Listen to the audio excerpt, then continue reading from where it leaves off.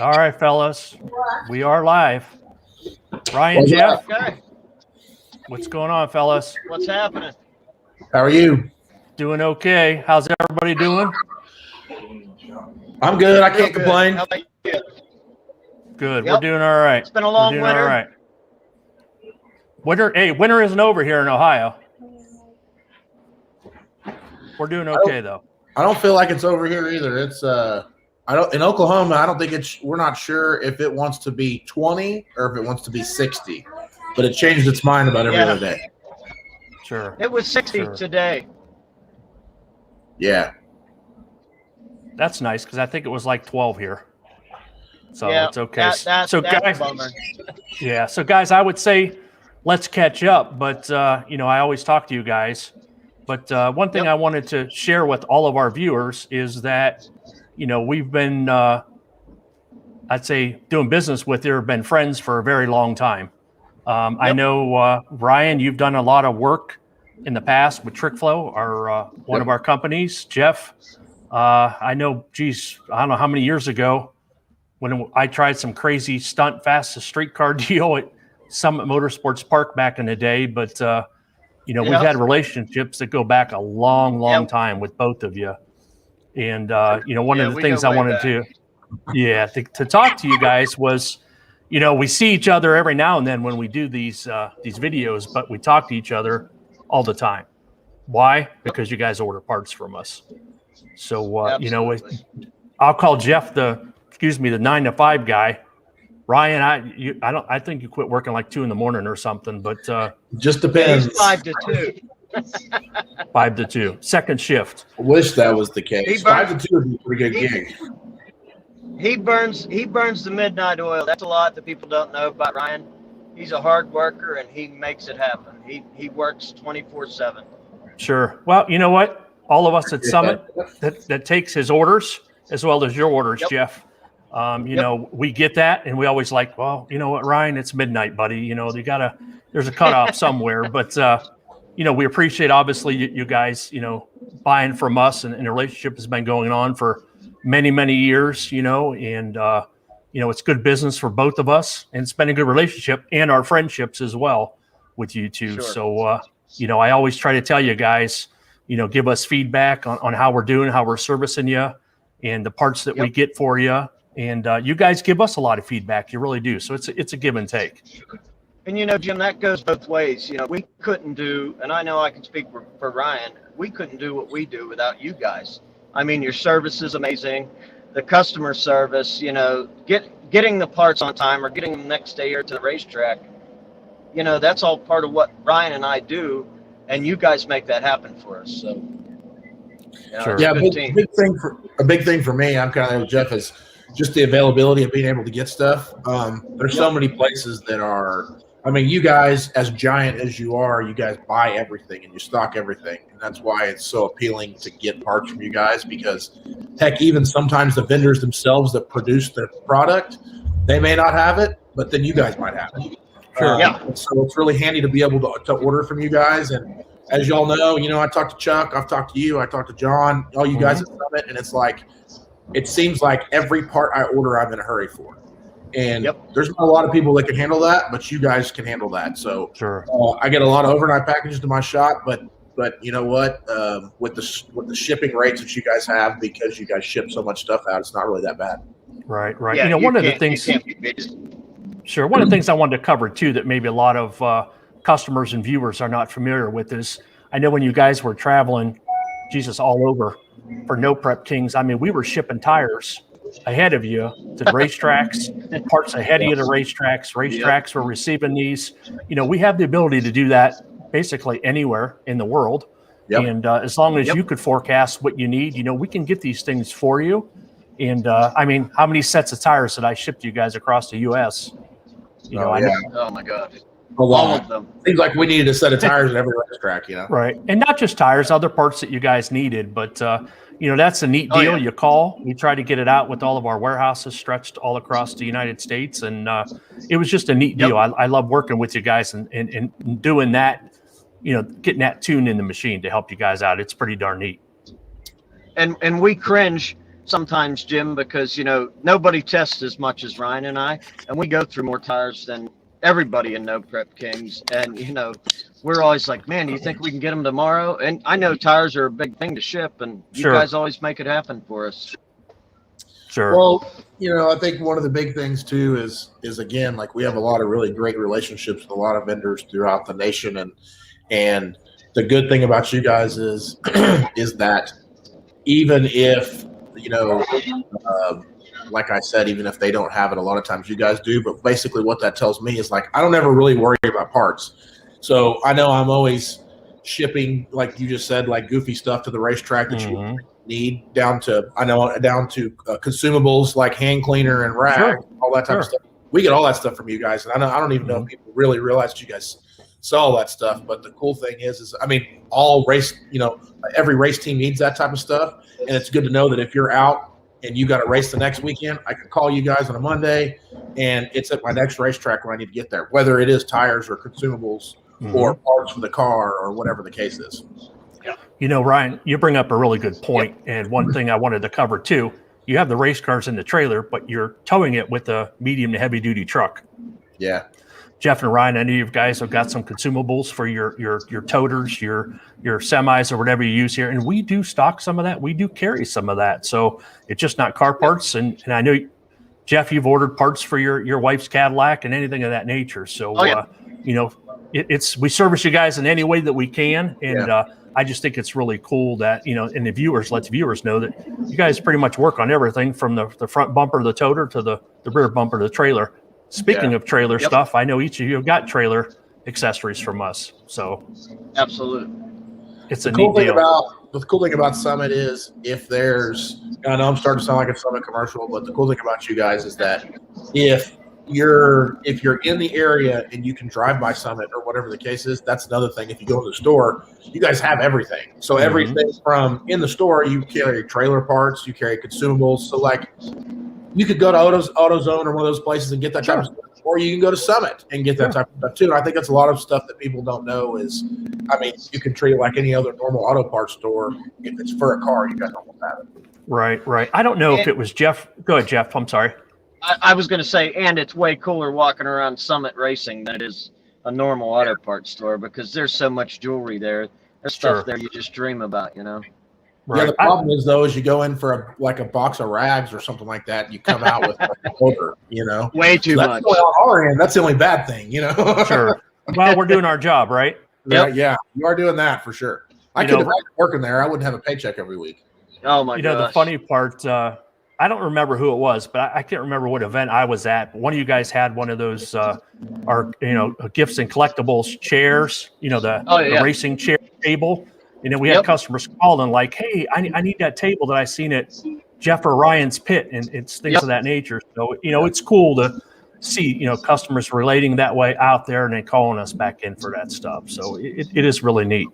Oh, for sure. Even the car tents, I got comments on that all the time, because I know Ryan uses one as well as I do. And, they're awesome. They're easy to put up. They look good. They keep the car dry.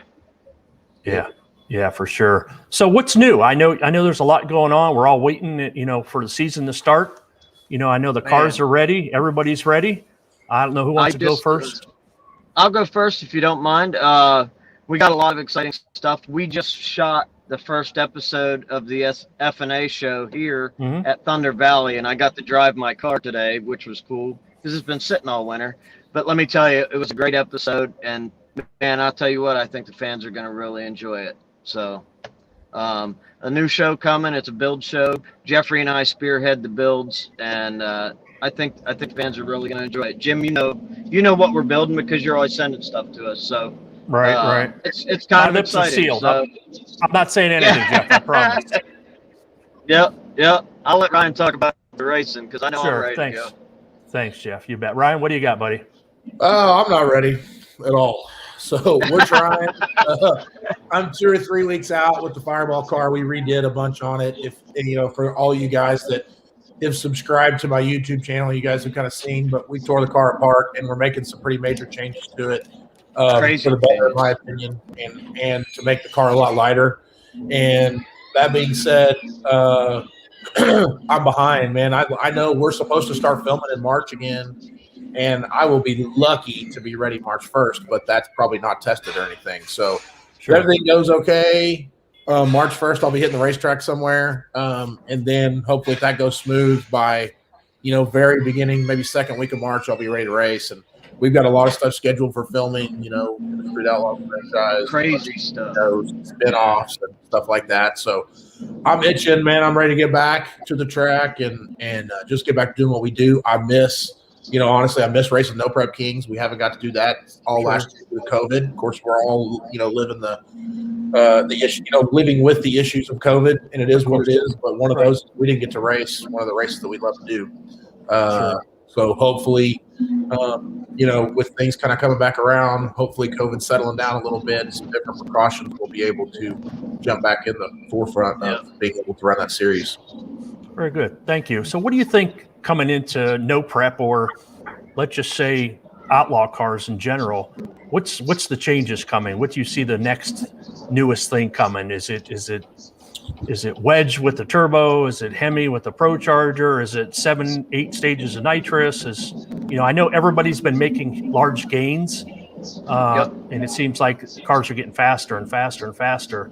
I know my old 540, built the wrong way, it just doesn't cut it ananymore. What do you got? I'll let Ryan answer that one. He knows what's leading the pack. So, well, I won the championship in No Prep Kings with a everybody knows 481X turbo combo. Not a lot different than Jeff's. Maybe the motors and the block was a billet block, and I think Jeff's is a cast block. But when it comes down to it, they're relatively close to the same.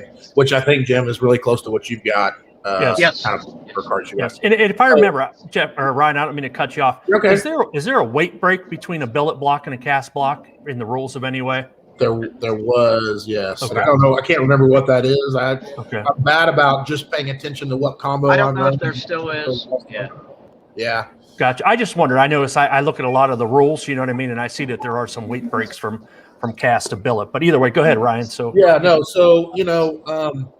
was in my opinion, that was the combo. The nitrous, Pat Musi's combo stuff that he had, the big 1,000-inch nitrous motors with several kits. I don't even know how many they had. Those things worked really good. They were starting to be very, very, very competitive. He's doing really well with that combination. But then look, the Procharger Hemi combination is wild right now. It is, in my opinion, it's the next big thing. It seems like turbos kind of took the world for storm for a while, the racing world for storm. And I feel like right now, look, we don't know, it could be short, but with the weight breaks and the fact that you can run the cars lighter, a Procharge Hemi combo is really hard to beat. Those a lot of times they're 300 to 400 pounds lighter than the twin turbo combinations, and they make a little less horsepower because. But let me rephrase that. They make a little less horsepower, but because they're 300-400 pounds lighter, it doesn't really. It's easier on parts. They go just as fast, and then it's easier on parts. So that's a really appealing combination, and a lot of people are switching to it. So I think you'll see a lot of that coming up. But with new combinations that do really well comes weight penalties, and so you never know where that ends up. Could be turbos next year, maybe turbos come right back around. It's kind of funny what you just stated. If a guy like myself that does a lot of research, just due to the combinations that I'm putting together, if you truly follow the forums that are out there, the for sale boards, you're like, all these Procharged NHRA or NDRL or PDRA, it's like, okay, the turbos are all for sale and everybody's going the Procharger. So that's why I asked. You see a lot of this. You can really see it out there. You really can.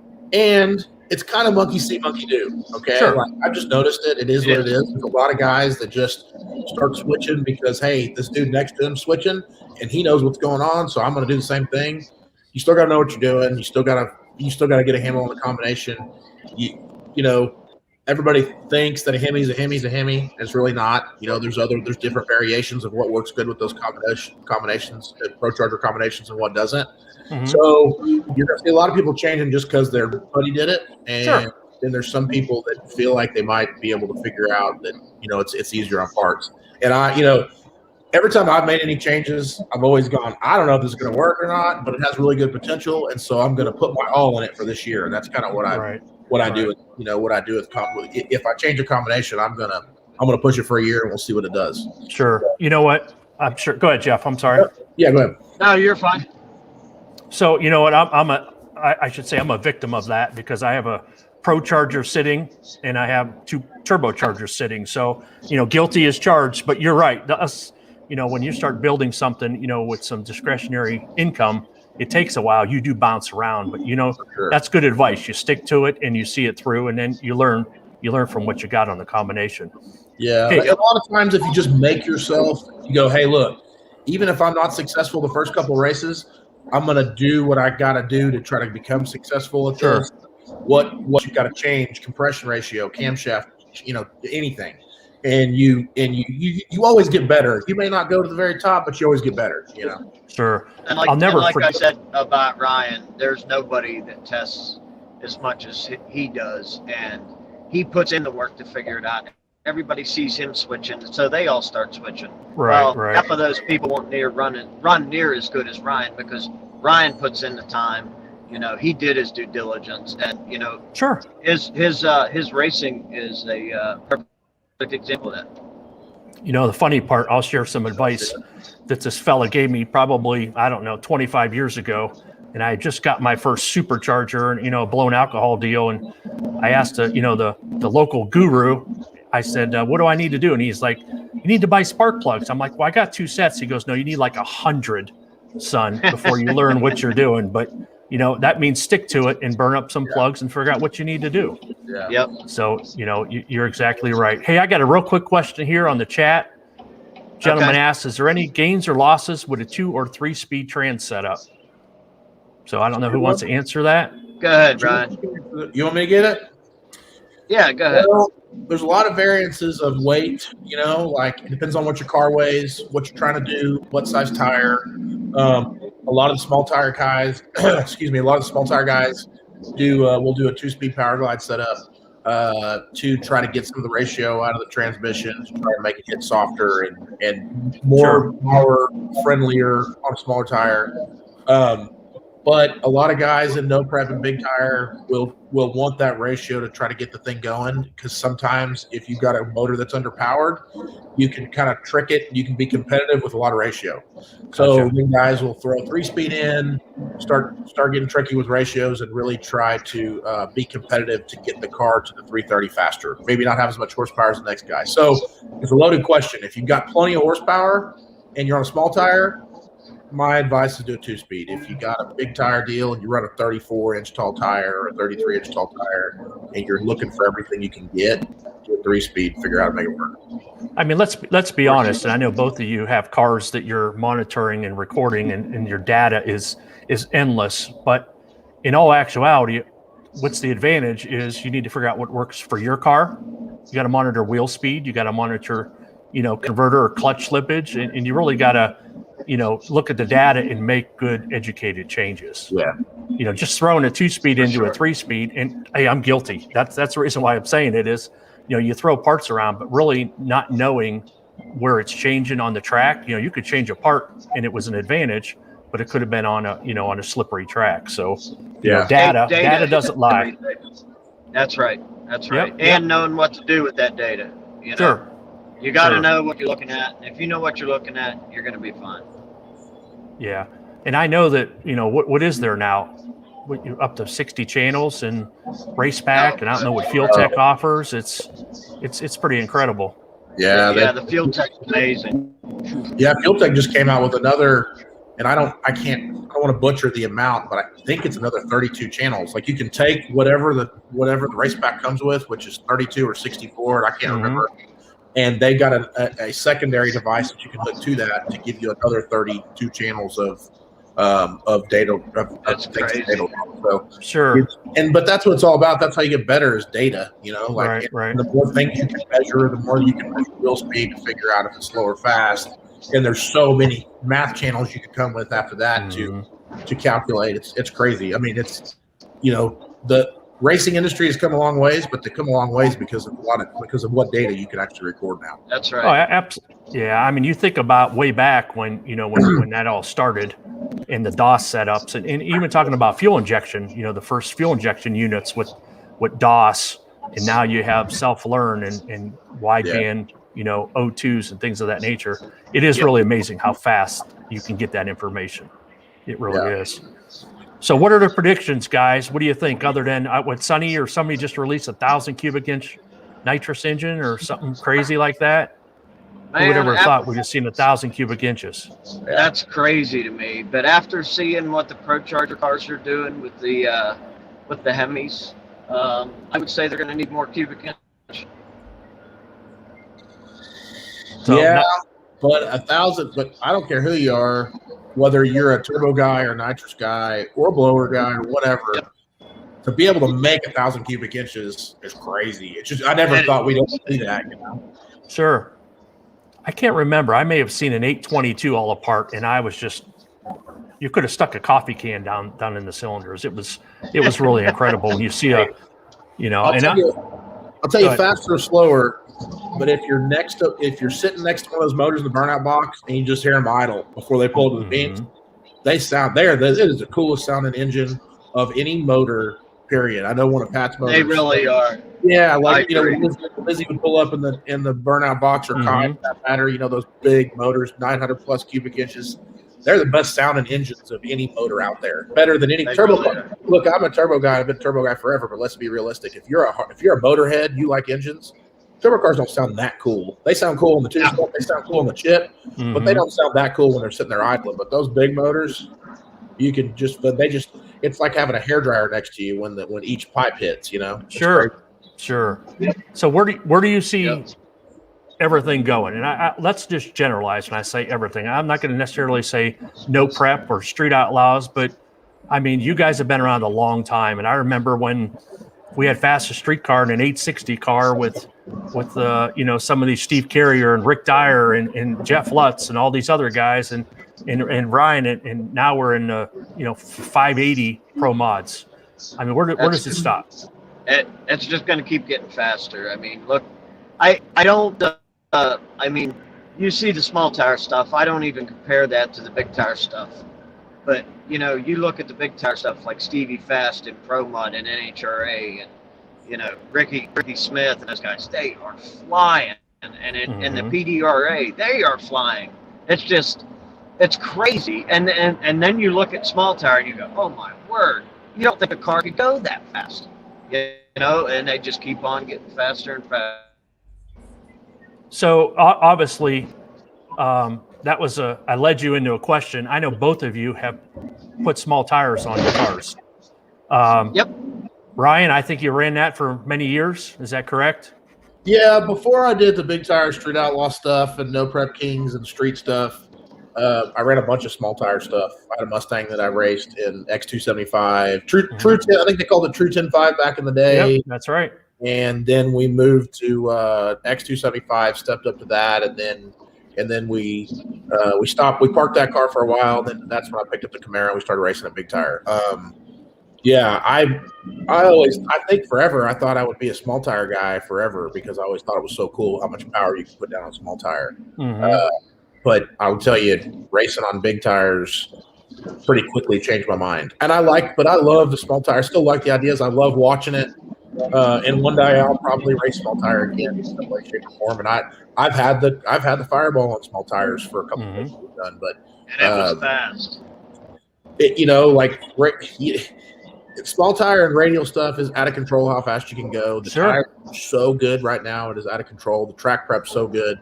So it's like two total opposite end of the spectrum from the way we race: street, no prep, to flypaper tracks and really trick tires. But it's all got its place for me. Racing's racing when it comes down to it, and I'll do any of it, and I enjoy all of it. But, there's always a little soft spot for me for small tire stuff for sure.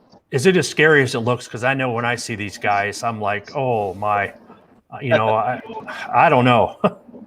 I'd say I drive anything, but I don't know. Them small tires look pretty small. I don't know if I'm right or not, because one thing I haven't done is, and I might end up doing it, but one thing I haven't done is small tire no prep. Okay, that looks sketchy to me. Small tire no prep, because it's motors like ours, like Jeff and I's, and they're putting them in. They're just putting tiny tires on them and making them work. And no prep is, if on a big tire you can have some recovery time and it can paddle tires or get you sideways and you can still recover because that tire's so big. Right. In radial on small tires, while they go super fast, the tire, any of the radial tires mixed with the track prep, they're either stuck or they're not. And the thing about them is they're stuck until they blitz the tires, and then you can't recover it. So most of the guys realize, once it blitzes the tires, you let out of it, you're racing the ground or whatever. So I don't know if I'm right or not, but it seems like what's a real sketchy class to run would be small tire no prep. So hats off to the guys who run that, because it's pretty dang cool. I would agree with you on that. So Jeff, if I remember right, Mad Max, did you have radial small tires, or was that just a 315 on that car? Yeah, I did it. I was riding some wheelies. I went to the small tire radial reunion at Memphis, my very first time on small tires. I conned Big Chief into coming down and give me a hand because he had some experience on the small tire. And heck, the third hit, we were going 390, low 390s. We went to the semifinals. We won a bunch of money. I rubbed elbows with some of the biggest names there, and it was a lot of fun. And I enjoy it. I do have a soft spot for it, like Ryan, but Ryan's into it way more than I am. It's really amazing tire technology. I mean, as they say, and that was, I think, back in the day, the pro stock change was with tires. You know what I mean? And you guys go through tires all the time, and anything is about the tire. You can have as much power as you want, but if you can't plan it, you know what I mean? The tires is really the key. That power is worthless if you can't use it. Yeah, for sure. And they're always changing, right? Like the great thing about the tire companies, all of them, Hoosier, Mickey Thompson, all those guys are constantly trying to innovate the tires. So like you might run a 34.5, but there's probably 2 or 3 different compounds depending on what you got, and there's test tires floating around for people to try. So they're always trying to get better with the tire compound, and I think that's why the racing industry keeps going faster and faster and faster. Is not only are we having ways to make more horsepower, but then the tire companies are doing their job and they're figuring out how to make a tire to be able to stick better. Sure. Like they're even making tires that are kind of geared towards no prep. Like, hey, the tire is stickier on a no prep surface. This tire works on a prep track. So it's just as things progress, everything gets better, and engine technology gets better, tire technology gets better. I think that's the neat part in our industry is once tires get better, everything else gets better. Rocker arms get better, camshafts get better. We push each other. To develop things, and that's what pushes the industry and makes us go faster and do what we love, which is truly make horsepower and burn some rubber. I mean, that's really what it's about. But, anything else you guys want to cover before we end here? Yeah, I think Jeff's about to turn into a pumpkin, so we're not going to see him. It looks like it, huh? Hey, I'm pretty excited. My wife's flying in tonight, so I finally get to see her after a month. So, I'm going to turn into a pumpkin, I guess. For sure. You know what, guys? Like I said, we've had a long relationship as customers and as personal friends of mine, and we appreciate you. Appreciate everything you do and what you do for the industry. And Ryan, after 10, I can't help you when you call and order those parts. I'll do my best. I try to text after 10. Give me a break. At least I don't just call you. You're right. Jim's like me. He goes to bed early, Ryan. I know. I didn't try Jeff after about 9:30. Hey, but guys. Know what? I'll text him at 9:30, and then he'll respond back at 5:30. Well, yeah. Sure. So, I'm asleep at 5:30. Well, we know when we were supposed to have this. I think we were supposed to do this a month ago, and I forgot you guys are an hour behind, and I had screwed up the whole schedule. But I appreciate everything, and Ryan, I like to give you a hard time. You work late. Our stores are late, and we try to do what we can to get it out for you, and I know we always do. Here's something to remember. Sure. I'm not the only guy that does that. In the racing industry, there's a whole lot of people just like me. So that's why you guys work out good. And you know what? As we get some other guys that we do business with in the Street Outlaws, we'll have them admit that they text me and they call us late too. So it's okay. I get it. So we're waiting for the no prep schedule, right? Almost out, almost ready. Yeah. Yep. And I know a lot of the comments here, guys, of, they can't wait to see you. Hope you're coming back. Orangeburg, Summit Motorsports Park. There's a lot of fanfare here going on. They appreciate everything that you do. And I can tell everybody this, even if it's not a No Prep Kings, there's a great possibility you'll see Jeff and I, Nova, Chuck, and a few of the other guys. We'll visit all these tracks that we can visit during the year. So we're going to try to make it back you guys' way. We appreciate you being fans. It means a lot. Don't forget to watch the show. It's on every Monday night right now. You've got the original Street Outlaws show at 7 to 8. And then at 8 o'clock, the Mega Cash Days comes on and airs till 10. So we are on from 7 to 10 right now, every Monday night on Discovery. So if you're not watching, make sure you watch. And I know you guys, as you travel, you always stop at the store. So keep an eye on our Facebook page, your Facebook pages for, I know that our timing, it kind of gets tight at times. But if you guys are in the area, you stop at the store. We want your fans to come out and see you. And you guys take care. It's always a pleasure speaking with you. Yep. And I know I'll talk to you both within the next day or two. All right. All right. Thanks, Jim. See you, Ryan. Thanks, guys. You bet. Thank you.